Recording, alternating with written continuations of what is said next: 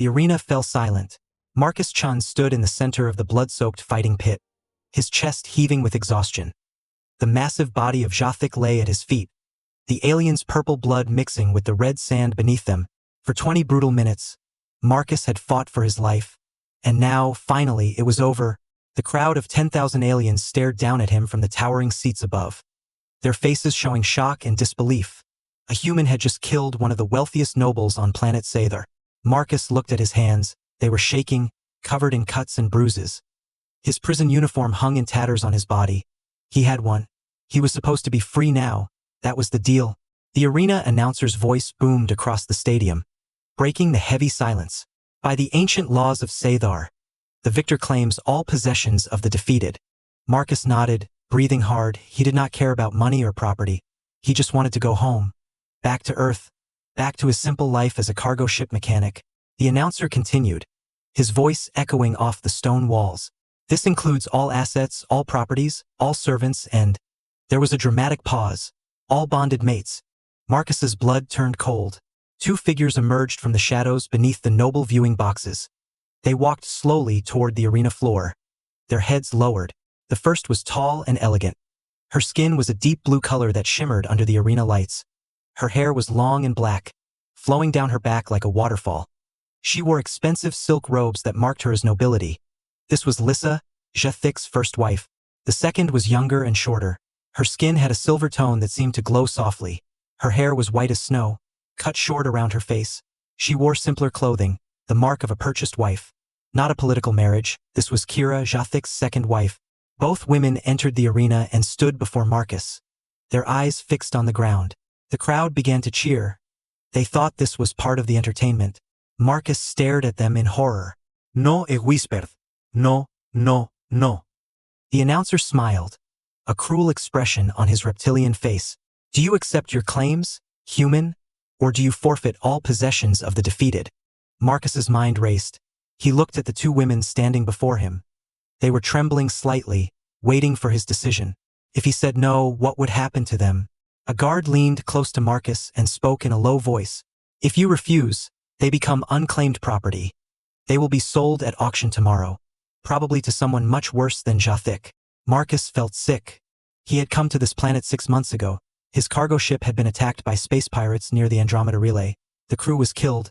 Marcus was captured because he was young and strong. The pirates sold him to slave traders on Sather. For half a year, Marcus had been forced to fight in the arena. Aliens bet on fights between different species. It was entertainment for the wealthy, death for the poor. Jathic had chosen Marcus for sport. The noble thought killing a human would be easy and amusing, something to show off to his friends. But Jathic had made a mistake. He underestimated human stubbornness. The fight had been savage. Jathic was bigger, stronger, and had natural armor plating on his body. But Marcus was faster, smarter, and refused to give up. When Jathic tried to crush Marcus with brute force, Marcus used the arena's obstacles. When the alien charged, Marcus dodged and struck at weak points, behind the knees, the throat, the eyes. It was not a clean fight, it was survival. And now Marcus had won. But this did not feel like victory. The guard spoke again, more urgently. You must answer, human, accept or refuse. Marcus looked at Lyssa and Kira. They still had not raised their eyes to meet his. What choice did he have? I accept, Marcus said, his voice hollow. The crowd erupted in cheers. Marcus wanted to scream at them, to tell them this was wrong. But his voice would not come. Guards surrounded him and the two women. They escorted them out of the arena, through dark tunnels carved into the rock. The sounds of the cheering crowd faded behind them.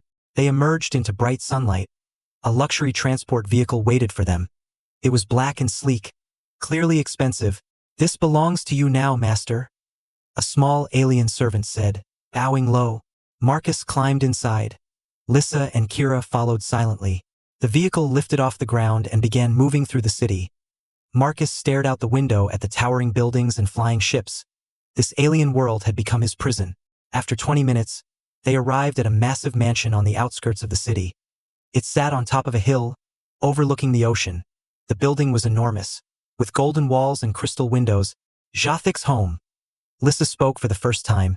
Her voice was soft but firm. You're home now. They entered through the main doors. Servants rushed forward, bowing to Marcus, calling him master. He hated that word. The head servant, an old alien with gray skin, led them to the main living chamber. It was filled with expensive furniture and artwork.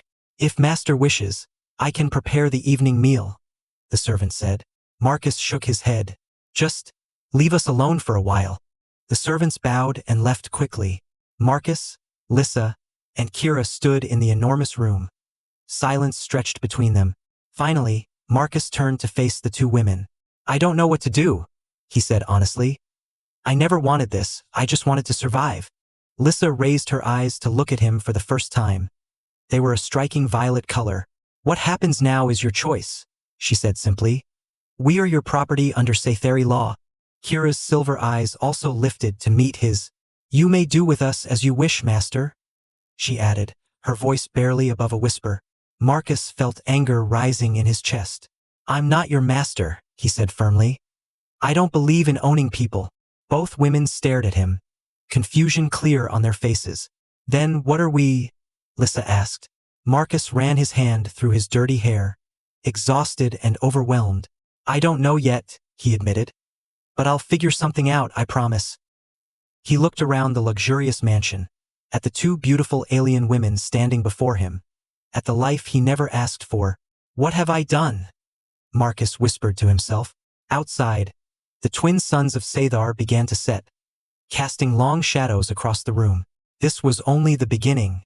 If you're enjoying this story and want to hear what happens next to Marcus, Lyssa, and Kira, please subscribe to our channel for more amazing HFY science fiction stories. The morning sun pierced through the crystal windows of the mansion, casting rainbow patterns across the marble floor. Marcus had not slept all night. He sat in Jothic's former study, staring at holographic screens that floated in the air before him. The alien computer system was complex, but Marcus was a mechanic, he understood systems, and right now he needed to understand the system that had trapped him. The door opened silently behind him.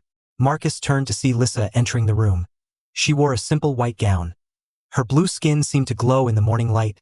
In her hands, she carried a ceremonial knife. The blade was curved and decorated with strange symbols. She walked toward Marcus slowly, then dropped to her knees before him. "Master," she said, her voice calm and controlled. "It is traditional for new wives to offer this choice to their owner." She held up the knife, the blade pointing toward her own chest. "If we displease you in any way, if you find us unsatisfactory, you may end our lives quickly. It is your right under Sci-Fi law. It is considered a mercy." Marcus felt his stomach turn. He shot to his feet, knocking over his chair in the process. "What? No, absolutely not." He grabbed the knife from her hands and threw it across the room. It clattered against the wall and fell to the floor. Lyssa looked up at him, her violet eyes wide with surprise. "I don't want to kill you," Marcus said, his voice shaking with emotion. "I don't want to own you. I'm a prisoner here just like you are. Can't you see that?" Lyssa remained kneeling, but her expression changed. The mask of calm acceptance cracked slightly. "You are serious," she whispered. It was not a question. It was a realization. "Yes, I'm serious," Marcus said. He reached down and gently helped her to her feet. "Please, don't kneel to me. Don't call me master. I'm just Marcus, just a guy who fixed engines on cargo ships." Lyssa stood, studying his face carefully, as if trying to determine if this was some kind of trick. "In 15 years of marriage to Jothic," she said slowly, "he struck me for speaking without permission at least 100 times. He treated me as decoration, as a political trophy from my homeworld." Her voice remained steady, but Marcus could see pain in her eyes. "I don't know how to be anything other than what I was taught to be," she continued. "A proper wife, obedient, silent, useful only for appearance and producing heirs." Marcus felt anger burning in his chest. Not at Lyssa, but at the monster who had done this to her. "That's not all you are," he said firmly. "You're a person, you have thoughts, feelings, dreams. Those don't disappear just because some law says someone owns you." Before Lyssa could respond, Kira appeared in the doorway. The silver-skinned woman had clearly been listening. Tears streamed down her face. "No one has ever said anything like that to us," Kira said, her voice breaking. "Not in all my years here." She walked into the room, standing beside Lyssa. "I was sold to Jothic 3 years ago," Kira continued. "My family needed money to pay their debts. I was the youngest daughter, the most expendable. I was 17 when they put me on the auction block." Marcus felt sick hearing this. "Jothic bought me because I was young and pretty," Kira said. He used me however he wanted, whenever he wanted. I learned quickly not to cry, not to resist, because it only made things worse. She looked at Marcus with those striking silver eyes. You say you want to free us, she said. But freedom isn't possible under Sci-Fi law, you know this? So what is your real plan? What game are you playing? Marcus understood their suspicion. Kindness was probably a trick in their experience. No game, he said. I need to learn the system first, understand the laws. There has to be a way to break this, to free all of us. He turned back to the holographic screens. The mansion's AI has been helping me, Marcus explained. I've been reading about Sci-Fi law all night, and it's worse than I thought. He pulled up a screen showing legal documents. According to this, I don't just own you too, Marcus said, his voice heavy. I own everything Jothic owned. 3 mining facilities with 500 workers, 2 cargo starships, this mansion and all its servants, and various other assets. Lyssa moved closer to look at the screen. Yes, she said. Jothic was very wealthy. He inherited his father's mining operations and expanded them through ruthless business practices. The workers in those mines, Marcus asked, are they slaves too? Most of them, Kira answered. Some are contract workers, but the majority are owned property.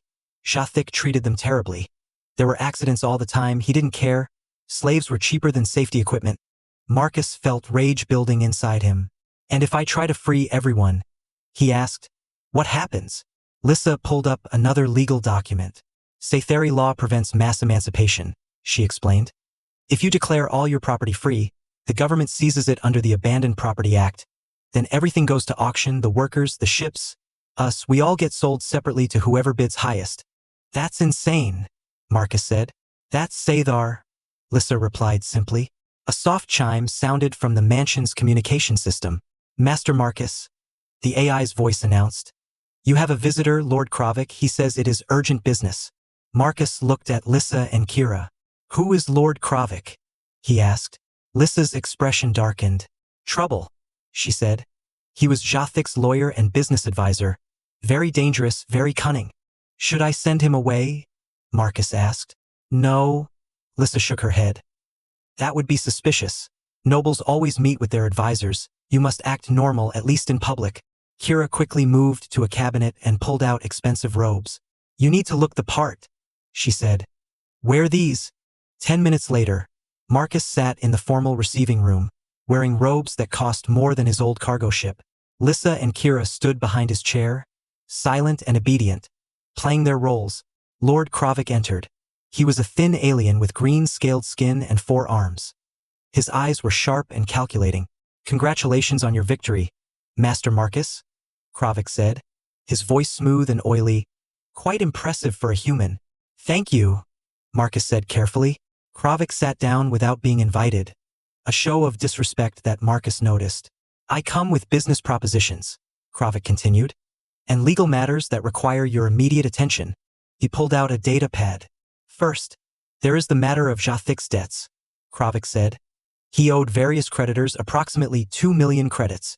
Marcus felt his stomach drop. 2 million, he repeated. Yes, which you inherited along with his assets. Kravik smiled, showing pointed teeth.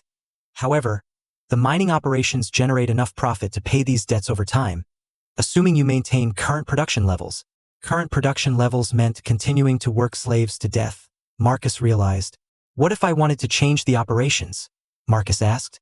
Improve safety, reduce hours. Kravik laughed. A cold sound. That would reduce profits significantly, he said. You would default on the debts. Creditors would seize all assets, including your lovely wives here. It was a trap, Marcus understood now. The whole system was designed to force cruelty. I see, Marcus said, keeping his voice neutral. Second matter, Kravik continued. I have received an offer for your 2 wives. Lord Vraxis, a very wealthy noble, offers 300,000 credits for both. Marcus felt Lyssa tense behind him. That's an insulting price, Marcus said, surprising himself with how easily the words came. Kravik raised an eyebrow. You refused the offer, he asked. I refuse, Marcus said firmly. Interesting, Kravik studied Marcus carefully. Lord Vraxis will not be pleased. He was Jothic's main business rival. He assumed you would sell quickly, being new to Sci-Fi ways. I'm not selling, Marcus repeated. Kravik stood, gathering his data pad. Very well, he said. I will inform Lord Vraxis of your decision. I'm sure he will understand. The tone suggested the opposite. After Kravik left, Lyssa moved from behind the chair to face Marcus. You just made a powerful enemy, she said. Vraxis is dangerous. He controls half the trading routes in this sector. I don't care, Marcus said. I won't sell you like property. Kira's hand touched his shoulder gently. You still don't understand, she said softly. This world will force you to become like them, or it will destroy you. There is no third option. Marcus looked at both women. Then I'll find a third option, he said. I didn't survive 6 months in the arena by accepting what everyone told me was impossible. Late that night, Marcus stood on the mansion's balcony, looking out over the alien city. Behind him, Lyssa approached quietly. Can I ask you something? She said. Of course, Marcus replied. Why do you care? She asked. About us, about the workers. You could accept the system, live in luxury, enjoy your power. Why fight it? Marcus thought about his answer carefully. Because I remember who I was, he said finally. 6 months ago, I was free. I had a simple life, but it was mine.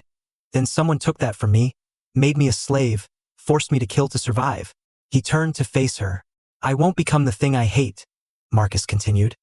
I won't do to others what was done to me, even if this whole planet thinks that's normal. Lyssa stepped closer. She reached up and touched his face gently. You are either the kindest man I have ever met, she said, or the most foolish. Maybe both. Marcus smiled slightly. Jathic would have struck me for touching him without permission, Lyssa said. But she didn't remove her hand. I'm not Jathic, Marcus said. No, Lyssa agreed. You are not. She pulled her hand back, but something had changed between them. A small crack in the wall of fear and mistrust. Good night, Marcus, she said, using his name instead of calling him master. Good night, Lyssa, he replied. As she left, Marcus turned back to look at the city lights. Somewhere out there was Lord Vraxis planning revenge. Somewhere in the mines, 500 workers suffered. And here in the mansion, 2 women were starting to hope again. A dangerous thing in a world built on despair. Marcus knew the real fight was just beginning. The arena had been simple, kill or be killed. This was much more complicated. But he had made a promise to himself and to Lyssa and Kira. He would find a way to free them all or die trying. The twin moons rose over Sathar, casting silver light across the mansion. Tomorrow would bring new challenges, new dangers. But tonight, for the first time since arriving on this world, Marcus felt something other than fear. He felt purpose. Marcus woke to the smell of something burning. He jumped out of bed and rushed toward the kitchen, his heart pounding, expecting some kind of attack or sabotage. Instead, he found Lyssa and Kira standing over an elaborate breakfast spread, steam rising from at least 20 different dishes. What is all this? Marcus asked, confused. Lyssa turned to face him, her expression serious. The servants are watching, she said quietly. The other nobles have spies everywhere, in every household. If we don't perform our duties as proper wives, they will know something is wrong. Kira nodded, gesturing to the food. A noble's wives prepare his morning meal, serve him, attend to his every need, she explained. If we don't do these things, questions will be asked, suspicions will grow. Marcus looked at the excessive amount of food, enough to feed 10 people. This is ridiculous, he said. I can't eat all this. You don't have to, Lyssa said. You just have to be seen being served. The servants will gossip. Word will spread that you are a proper master, that we are proper wives. Marcus felt frustration rising. So I have to pretend to be like Jathic, he said. In public, yes, Kira said softly. It's the only way to protect all of us. If the other nobles think you're weak, they will test you, challenge you, try to take what you have. Lyssa stepped closer, her voice dropping to a whisper. We know you are not like him, she said. We know your heart. But this world doesn't care about hearts. It only cares about power and the appearance of strength. Marcus sat down at the table, feeling trapped. This is going to be harder than I thought, he muttered. Over the next 3 weeks, Marcus threw himself into understanding every aspect of Jathic's empire. He spent 12 hours each day studying the mining operations, the shipping routes, the business contracts, the legal frameworks that held everything together. Lyssa became his guide to Sathari culture and politics. She knew which nobles were trustworthy, which were dangerous, which could be manipulated, and which should be avoided entirely. Lord Vexen controls the Eastern trade guilds, she explained one afternoon, pointing to a holographic display of the noble hierarchy. He appears friendly but betrays allies when profitable. Lady Shark runs the largest slave auction house. Lyssa continued. She is cruel beyond measure, even by Sci-Fi standards. Avoid her completely. Marcus absorbed everything, making notes, building a mental map of this alien society. Kira revealed talents that Marcus never expected. One evening, he found her in the maintenance bay beneath the mansion, covered in grease, working on one of the household power generators. What are you doing? Marcus asked. Kira looked up, a streak of oil across her silver cheek. This generator was running at 60% efficiency, she said. I've improved it to 92%. We'll save about 3,000 credits per month on energy costs. Marcus stared at her in amazement. You're an engineer, he said. Kira's expression became sad. I was studying engineering at the academy on my homeworld, she explained. Before my family sold me, I was top of my class. I loved building things, fixing things, making systems work better. She wiped her hands on a cloth. Jathic never knew, Kira continued. He never asked, he never cared. I was just a pretty decoration to him. So I worked on things in secret, late at night. It was the only thing that kept me sane. Marcus felt anger at the waste, at the cruelty of hiding such talent. From now on, he said firmly, you work on whatever you want, openly. I need someone I can trust to manage the technical operations. Kira's silver eyes widened. Really? She whispered. Really? Marcus confirmed. For the first time, Marcus saw Kira smile, a real smile, not the fake pleasant expression she wore for servants and visitors. Marcus began making subtle changes to the mining operations. He couldn't do anything dramatic without raising suspicion. But small improvements were possible. He increased safety inspections, claiming it would reduce costly accidents. He improved the food quality for workers, arguing that better-fed slaves were more productive. He reduced working hours slightly, presenting data that showed exhausted workers made more mistakes. Every change was framed in terms of profit and efficiency, the only language Sci-Fi nobles understood. And slowly, the mines became less terrible. Workers stopped dying at the rate they had before. Kira helped design better ventilation systems. Marcus approved them as cost-saving measures. Lyssa found loopholes in contracts that allowed for medical treatment. Marcus implemented them under the guise of protecting his investments. It wasn't freedom, but it was something, small steps toward making life bearable. But Marcus knew he was walking a dangerous line. One evening, the mansion AI announced another visitor. Lord Vraxis requests an audience, the AI said. Marcus looked at Lyssa. Her face went pale. This is bad, she said. He never visits in person unless he's planning something. Marcus stood, straightening his expensive robes. Then let's see what he wants, he said. Lyssa grabbed his arm. Be careful, she warned. Vraxis is not like Kravik. He doesn't use words as weapons. He uses actual weapons. He's killed 3 other nobles in formal duels over business disputes. I'll be careful, Marcus promised. Lord Vraxis entered the receiving room like a storm. He was massive, even by alien standards, standing nearly 8 feet tall. His body was covered in thick red armor-like skin. His 4 arms ended in clawed hands. His eyes glowed yellow in the dim light. Marcus Chen.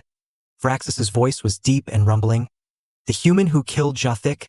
I've been curious about you. Lord Vraxis, Marcus replied, keeping his voice steady. What brings you to my home?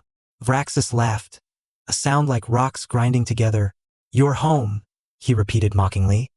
You've been here less than a month, human. Don't pretend you understand what you've inherited. He moved closer, invading Marcus's space deliberately. I offered good money for your wives, Vraxis continued. You refused. That was insulting. The offer was insulting.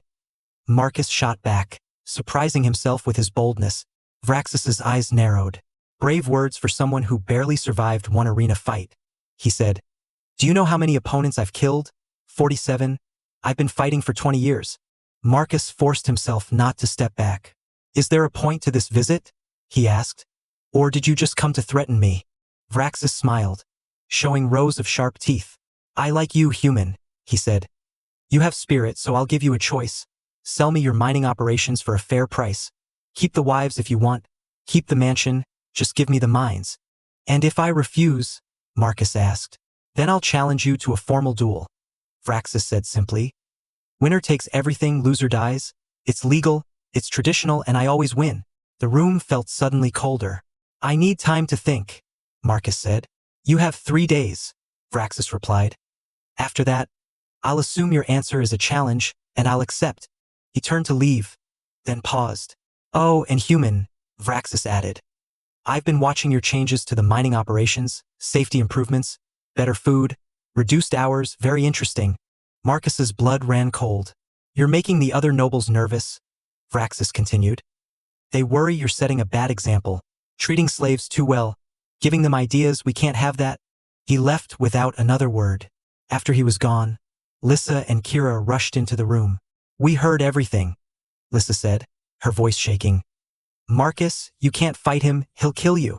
If I give him the mines, Marcus said. What happens to the 500 workers there? Kira answered quietly. Vraxis runs the most brutal operations in the sector, she said. He works slaves to death in months, not years. He considers it more cost-effective to replace them than to maintain them. Marcus felt sick. So either I fight and probably die, he said, or I condemn 500 people to a death sentence. There has to be another way, Lyssa insisted. Marcus paced the room, his mind racing. The other nobles are watching me, he said, thinking out loud. They're nervous about the changes I'm making. That means I'm affecting something bigger than just my own operations. He turned to Lyssa. What would happen if more nobles started treating their slaves better? He asked. Lyssa thought carefully. The entire economy would shift, she said slowly. Sathar's wealth is built on cheap slave labor. If costs go up, profits go down, the noble class would lose power. So they have to stop me, Marcus continued. They have to make an example of me before other nobles get ideas. Kira's eyes widened. That's why Vraxis is doing this, she said. It's not just about revenge or business, it's about maintaining the system. Marcus nodded grimly. Which means fighting isn't just about survival, he said. It's about proving that a different way is possible. That night, Marcus couldn't sleep. He stood on the balcony, looking at the stars, wondering if he would ever see Earth again. The door opened behind him. Both Lyssa and Kira emerged, wearing sleeping robes. We need to talk, Lyssa said. They sat together on the balcony furniture. You're going to fight him, aren't you? Kira said. It wasn't really a question. I don't see another choice, Marcus replied. Lyssa took his hand. Then we train you, she said firmly. We have 3 days, we use every minute. Vraxis has cybernetic enhancements, Marcus pointed out. He's fought for 20 years. I barely survived against Jathik, and he wasn't even enhanced. Jathik was arrogant, Kira said. He thought you were weak. That's why you won, you surprised him. Vraxis won't make that mistake, Marcus said. Lyssa squeezed his hand. Then we give you different advantages, she said. I know Vraxis's fighting style. I've watched him compete many times. I know his patterns, his preferences, his weaknesses. Kira added. And I can build things, she said. Small things, technical things that might help. Marcus looked at both of them. Why are you helping me? He asked. If I die, you'll be sold, probably to someone terrible. You could convince me not to fight, to sell the mines, to save myself. Lyssa's violet eyes met his. Because for the first time in 15 years, she said, I've seen someone try to make things better, not just for themselves, but for everyone. I won't let that die without a fight. Kira nodded. You gave me back my engineering, she said. You treated me like a person, not property. I owe you everything. Marcus felt emotion welling up. You don't owe me anything, he said. We know, they said together. Lyssa leaned closer. That's exactly why we're doing this, she said. She kissed him gently, then pulled back. Marcus looked surprised. He started to say. Kira kissed him too, then smiled. We're not doing this because you own us, Kira said. We're doing this because we choose to. We choose you, Lyssa added. Marcus pulled them both close. For a moment, sitting under alien stars, with 2 women who had become so much more than he ever expected. Marcus felt something he hadn't felt in months. Oh, okay, he said quietly. Let's figure out how to beat Vraxis. The next 3 days became a blur of training. Lyssa taught Marcus about Vraxis's fighting patterns. He favors his upper right arm for power strikes, she explained, demonstrating with holoprojections. He thinks his lower arms are faster, but he telegraphs with his shoulders. Kira built small devices. This one creates a brief flash of light, she showed Marcus. Legal in duels, used for distraction, you get one shot, use it wisely. This one is a stabilizer for your footing. She attached it to his boot. The arena floor can be manipulated, this compensates. Marcus trained his body, pushing himself harder than ever before. He practiced moves, studied recordings, memorized everything Lyssa taught him. At night, the three of them sat together, growing closer. Marcus learned about Lyssa's homeworld, a beautiful planet of blue oceans and floating cities. I was a princess, she said. My father married me to Jathic to secure mining rights, political alliance. I cried for a week when I learned my fate. He learned about Kira's family, how poverty had forced terrible choices. They didn't want to sell me, Kira said, tears in her eyes. But they had 3 other children to feed. I understood, but understanding didn't make it hurt less. Marcus shared stories of Earth, of his simple life fixing ships, of sunsets over oceans, of freedom he took for granted. I never thought I'd miss something as simple as choosing what to eat for breakfast, he said, or deciding to take a walk without asking permission. The 3 of them bonded over shared pain, shared hope, shared determination. On the final night before the duel, they stayed together, not out of obligation or ownership, but out of genuine feeling. They had become a family, strange and unexpected, but real. Whatever happens tomorrow, Marcus said, I want you both to know you saved me. We saved each other, Lyssa corrected. The morning of the duel arrived too quickly. Marcus stood before the mirror. Kira helped him put on the fighting gear. Lyssa checked every piece of equipment. Remember, she said, Vraxis will try to end it quickly. Big power moves, overwhelming force. Don't let him set the pace. Use the arena, Kira added. You're smaller, faster, more adaptable. Those are your advantages. Marcus nodded, trying to calm his racing heart.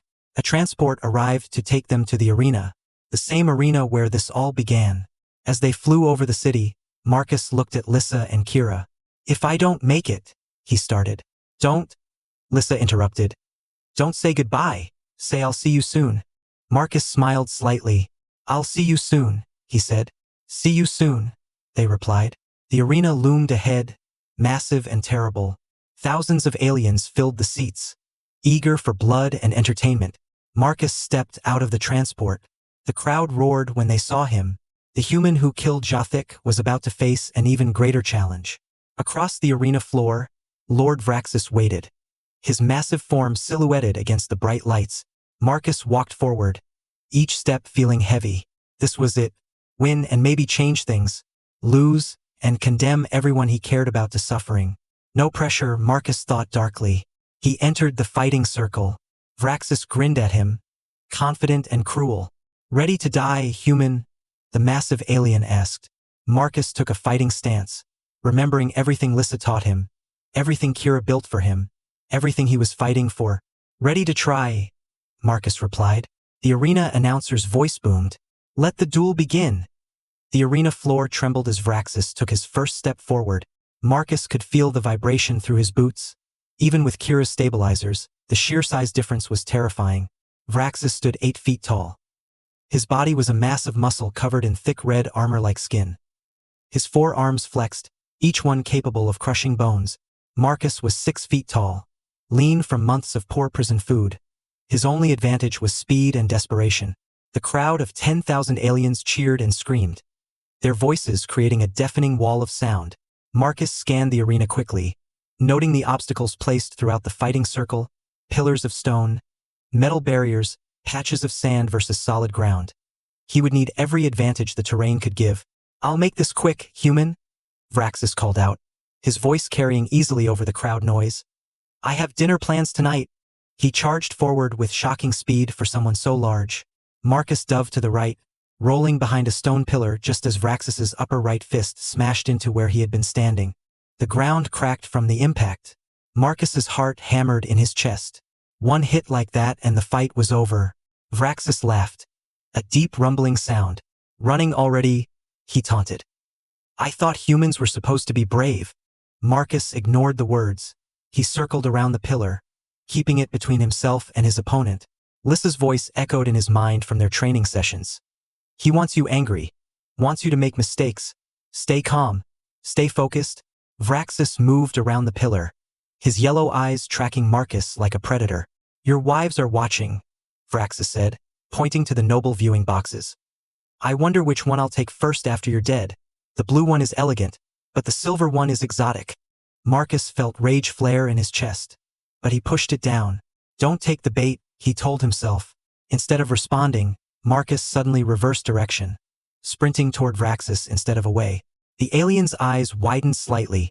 Surprised by the aggressive move, Marcus slid between Vraxis's legs, slashing with a blade at the back of the alien's knee as he passed.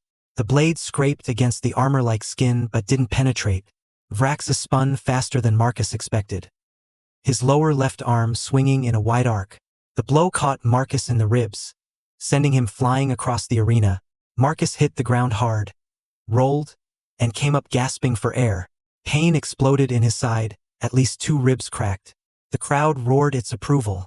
Vraxis walked toward him slowly, confidently. You're quick, the alien admitted. But quick won't save you. Marcus struggled to his feet, each breath sending sharp pain through his chest. He couldn't take many hits like that. Vraxis charged again, this time using all 4 arms in a devastating combination of strikes. Marcus backpedaled desperately, ducking under one punch, dodging another, blocking a third with his forearm and feeling the bones scream in protest. The 4th punch grazed his shoulder, spinning him around. Marcus stumbled but managed to stay on his feet. He was losing, he knew it. Vraxis was too strong, too fast, too experienced. In the noble viewing box, Lyssa gripped the railing so hard her knuckles turned white. Kira stood beside her, tears streaming down her silver face. He's going to die, Kira whispered. No, Lyssa said firmly, though her voice shook. Marcus is smart, he'll find a way. But even as she said it, doubt crept into her heart. Back in the arena, Marcus circled away from Vraxis, buying time to think. His ribs were broken. His shoulder was dislocated. Blood ran from a cut above his eye. Vraxis looked barely winded. Getting tired, human? Vraxis called out. I'm just warming up. Marcus's vision blurred slightly from pain and exhaustion. He thought about giving up, about ending the pain. Then he thought about the 500 workers in the mines, about Lyssa and Kira, about everyone depending on him. No, he thought, not like this. Marcus noticed something. Vraxis favored his upper right arm, just like Lyssa said. But there was more. Every time Vraxis prepared a power strike with that arm, his lower left leg shifted weight slightly. A tell, a pattern, a weakness. Marcus needed to create an opening. He reached into his belt and pulled out Kira's flash device. One shot, he muttered. Make it count. Vraxis charged again, sensing victory. Marcus waited, counting seconds, watching the alien's footwork. 3 meters away, 2 meters, 1 meter. Now, Marcus triggered the flash device directly in front of Vraxis's face. Brilliant white light exploded in the arena. Vraxis roared, temporarily blinded. His charge became uncontrolled. Marcus dove low, avoiding the wild punches. He came up behind Vraxis and spotted what he needed. A gap in the armor plating where the neck met the shoulder. He drove his blade deep into the gap, twisting. Vraxis screamed in pain and rage. He spun, backhanding Marcus with tremendous force. Marcus flew through the air again, this time hitting a metal barrier. Something in his left arm snapped. He collapsed to the ground, barely conscious. The crowd went silent. Both fighters were down. Vraxis clutched at his shoulder, purple blood flowing between his fingers. Marcus lay against the barrier, his left arm hanging at an unnatural angle, his vision swimming. The arena announcer hesitated, unsure if the fight was over. Slowly, painfully, Vraxis pushed himself to his feet. I'm going to rip you apart for that, human, he snarled, his voice thick with pain and fury. Marcus tried to stand, but his legs wouldn't support him. His left arm was useless. His ribs were broken. He could taste blood in his mouth. This is it, he thought. I tried. Vraxis limped toward him, murder in his yellow eyes. In the viewing box, Kira turned away, unable to watch. Lyssa screamed Marcus's name, but the sound was lost in the crowd noise. Vraxis raised his 3 good arms, preparing to crush Marcus's skull. Marcus looked up at his approaching death. Then something inside him refused to accept it. Not like this, not when people were counting on him. With his last reserves of strength, Marcus grabbed a handful of arena sand and threw it directly into Vraxus's wounded shoulder. The alien howled in agony. Stumbling back, Marcus used the barrier to pull himself up with his one good arm. Vraxus swung wildly, blinded by pain. Marcus ducked under the strike, let momentum carry him forward. He grabbed his blade with his right hand and drove it upward into Vraxus's throat. The massive alien's eyes went wide. He grabbed at the blade, at Marcus, at anything, but his strength was fading. Vraxus fell to his knees, purple blood pooling around him. "Impossible," he gurgled. "You're just human. That's what makes us dangerous," Marcus whispered. "We don't know when to quit." Vraxus fell forward, his massive body hitting the arena floor with a final thud. Silence. Then the crowd erupted in chaos. Half cheered, half screamed in outrage. Bets were won and lost. Fortunes changed hands. Marcus collapsed beside Vraxus's body. Everything hurt. He couldn't move. Medical personnel rushed into the arena. But before they reached Marcus, two figures jumped from the noble viewing box. Lyssa and Kira ran across the arena floor, ignoring protocol, ignoring propriety, ignoring everything except reaching Marcus. They dropped to their knees beside him. "Marcus," Lyssa sobbed. "Marcus, stay with us." "Did I win?" Marcus asked weakly. "Yes, you idiot," Kira said through tears. "You won." "Good," Marcus said, then passed out. He woke up 3 days later in the mansion's medical facility. His entire body was wrapped in healing bandages. Alien medical technology hummed around him, accelerating his recovery. Lyssa sat in a chair beside his bed, asleep, her hand holding his. Kira was curled up on a couch nearby, also sleeping. They looked exhausted. Marcus tried to sit up and immediately regretted it. Pain shot through his body. The movement woke Lyssa. Her violet eyes opened, then widened when she saw him awake. "Marcus," she whispered. Then louder, "Marcus, you're awake." Kira jolted up from the couch. Both women rushed to his bedside. "How long?" Marcus asked, his voice raspy. 3 days, Lyssa said. "Your injuries were severe? Broken ribs? Shattered arm? Dislocated shoulder? Internal bleeding? The doctors weren't sure you'd survive."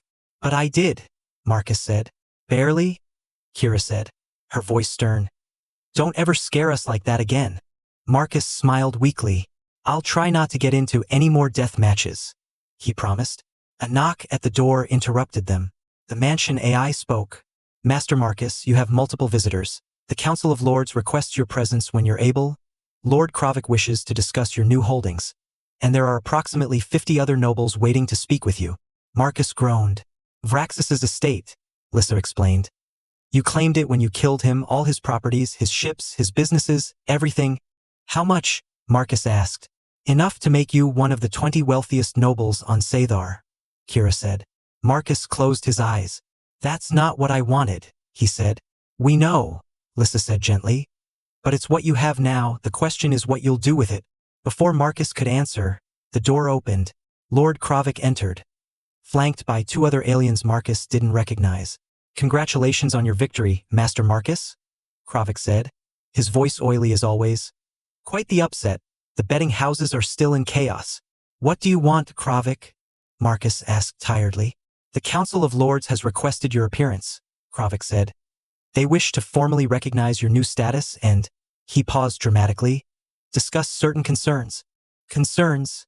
Marcus repeated. One of the other aliens stepped forward. This one was tall with golden skin. "I am High Counselor Thane," he said. "The Council is troubled by your recent activities, improving worker conditions, reducing profits in favor of safety. These actions concern many nobles." Marcus felt anger rising despite his pain. "So they sent you to threaten me," he said. "Not threaten," Thane said calmly. "Inform. You have won great power, Master Marcus. But power comes with responsibilities, with expectations. The Council requests your presence in 7 days," Kravik added. "You will be required to take a dominance oath, a public ceremony affirming your control over your properties and..." His eyes flicked to Lyssa and Kira, "Your wives." Marcus felt his stomach drop.